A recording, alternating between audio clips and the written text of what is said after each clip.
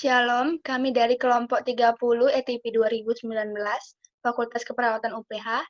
Kami akan menjelaskan mengenai estradiol secara bergantian. Berikut adalah NIM dan nama anggota kelompok kami. Apa itu estradiol? Estradiol adalah obat estrogen sintesis yang biasa digunakan untuk menggantikan hormon estrogen alami dan untuk meringankan dan mengurangi gejala menopause. Ya, obat ini biasanya digunakan pada wanita dengan kadar hormon estrogen yang rendah pada tubuhnya. Itu adalah contoh gambar dari obatnya. Bagian 2 ada nama paten dan nama genetik dari obat estradiol. Yang pertama adalah Premarin sebagai nama paten dan nama genetiknya adalah estrogen equine konjugasi. Yang kedua adalah Proginova sebagai nama patennya dan nama genetiknya adalah estradiol valerat. Yang ketiga adalah Hormonin sebagai nama paten dan nama genetiknya adalah estriol atau esteron. Yang terakhir adalah Ovestin sebagai nama paten dan nama genetiknya adalah estriol. Yang tiga ada nama tiap sediaan obat adalah Premarin. Ini adalah contoh dari gambar tiap sediaan obat Premarin yang di dalamnya terkandung 0,625 mg atau 1,25 mg. Yang kedua adalah Proginova. Ini adalah contoh dari nama tiap sediaan obat Proginova yang di dalamnya terkandung 1 mg. Yang ketiga adalah Hormonin. Ini adalah contoh gambar dari sediaan obat Hormonin yang di dalamnya terkandung 0,05 mg. Dan yang terakhir adalah Ovestin. Ini adalah gambar dari contoh sediaan Ovestin yang di dalamnya terkandung 1 mg atau 2 mg. Golongan dan klarifikasi obat. Golongan aromatase inhibitors yaitu letrozole memiliki beberapa adverse effect yang merugikan jika dikonsumsi oleh pasien wanita postmenopause dengan kanker payudara hormon estrogen positif.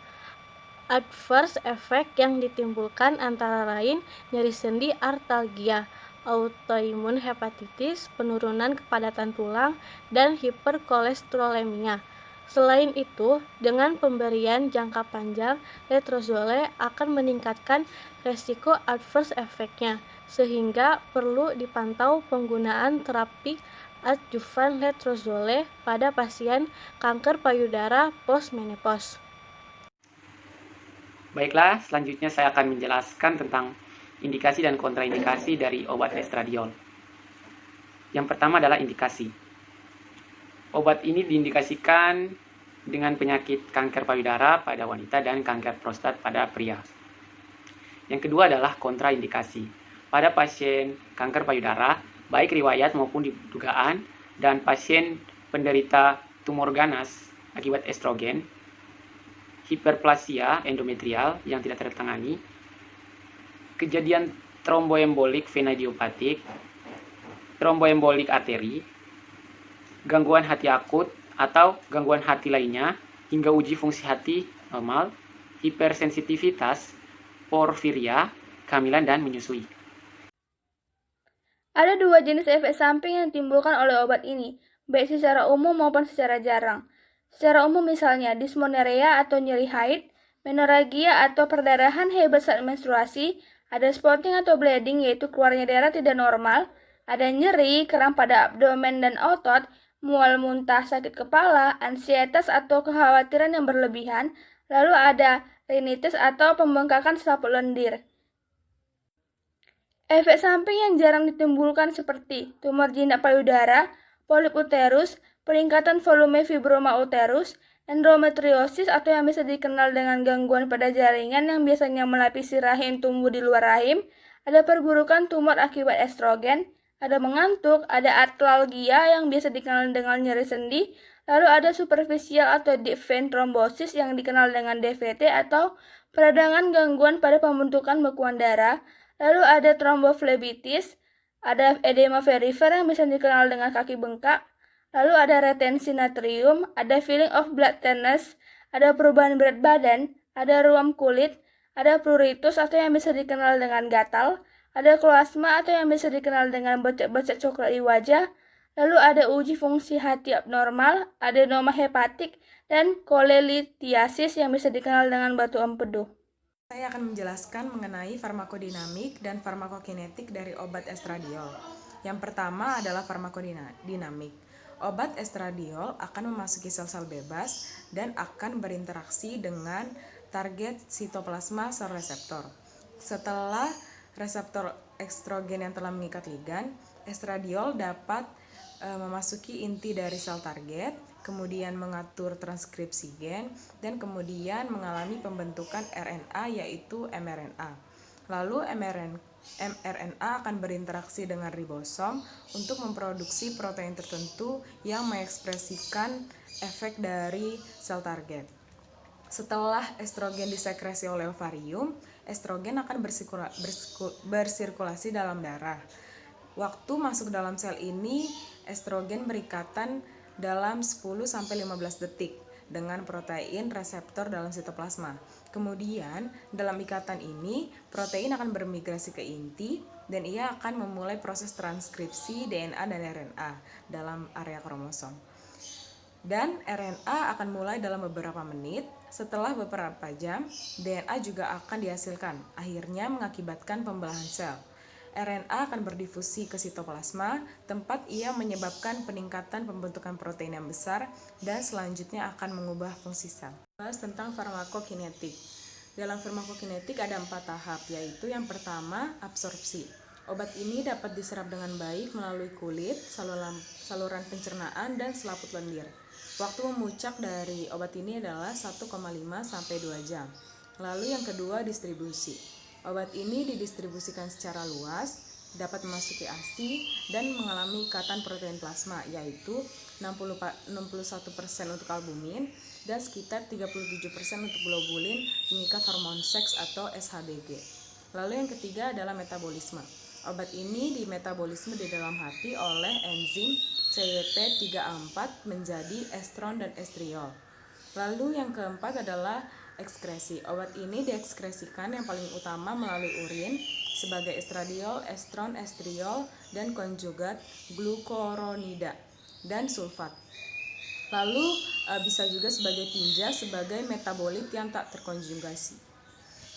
Baiklah, selanjutnya saya akan memberikan penjelasan mengenai dosis dan cara pemberian obat estradiol.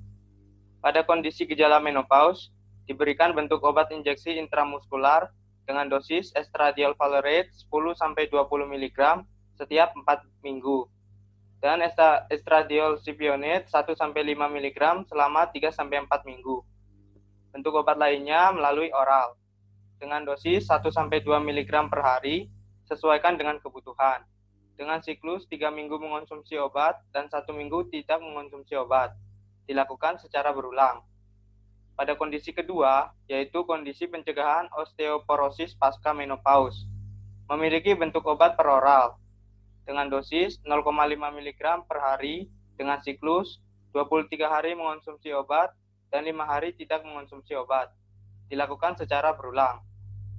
Kondisi ketiga adalah saat mengalami vaginitis atrofik. Bentuk obat yang pertama adalah tablet vagina. Masukkan 1 tablet 20 mikrogram ke dalam vagina 1 kali sehari selama 2 minggu. Dosis pemeliharaannya adalah 1 tablet 2 kali per minggu. Hentikan atau kurangi penggunaan estradiol setelah 3-6 bulan pengobatan. Bentuk obat yang kedua adalah krim vagina. Dosis awal krim vagina adalah 2-4 gram dalam 1 kali sehari selama 2 minggu. Selanjutnya, dosis bisa dikurangi hingga setengahnya selama 2 minggu. Dosis pemeliharaannya adalah 1 gram dalam 3 kali seminggu. Selanjutnya, kondisi keempat yaitu hipogonadisme. Bentuk obat yang pertama adalah injeksi intramuskular dengan dosis estradiol valerate 10-20 mg setiap 4 minggu dan estradiol cypionate dengan dosis 1,5-2 mg per bulan. Bentuk obat yang kedwa yaitu melalui oral. Dosis obat 1-2 mg per hari dengan siklus 3 minggu mengonsumsi obat dan 1 minggu tidak. Dilakukan secara berulang. Kondisi yang kelima adalah kanker prostat. Bentuk obat yang pertama adalah injeksi intramuskular dengan dosis 30 mg atau lebih setiap 1-2 minggu. Bentuk obat yang kedua adalah melalui oral. Pasien menderita kanker prostat tidak bisa dioperasi, keadaannya terus memburuk, dan jenis kanker dipengaruhi androgen, memiliki dosis 10 mg 3 kali sehari selama sekurang-kurangnya 3 bulan. Sini saya akan menjelaskan nursing consideration. Untuk intramuskular kita menggunakan jarum 21 gauge dan siring kering steril. Kita lakukan terapi suntikan jauh ke dalam kuadran luar atas otot gluteal. Lakukan secara hati-hati dan harus dilakukan secara siklikal atau dikombinasikan dengan progresin selama 10 hingga 14 hari per bulan untuk wanita yang memiliki uterus utuh, di mana hal tersebut untuk meminimalkan terjadinya resiko hiperplasia endometrium. Kita pantau hasil tes PT atau tes menilai pembentukan trombin pada pasien yang menerima warfarin untuk kehilangan efek antikoagulan karena estradiol dapat meningkatkan produksi faktor pembekuan 7, 8, 9, dan 10. Lalu kita pantau tekanan darah pasien secara rutin. Kita pantau pasien yang sudah mengalami hipertensi pada peningkatan tekanan darah karena estradiol dapat menyebabkan retensi cairan.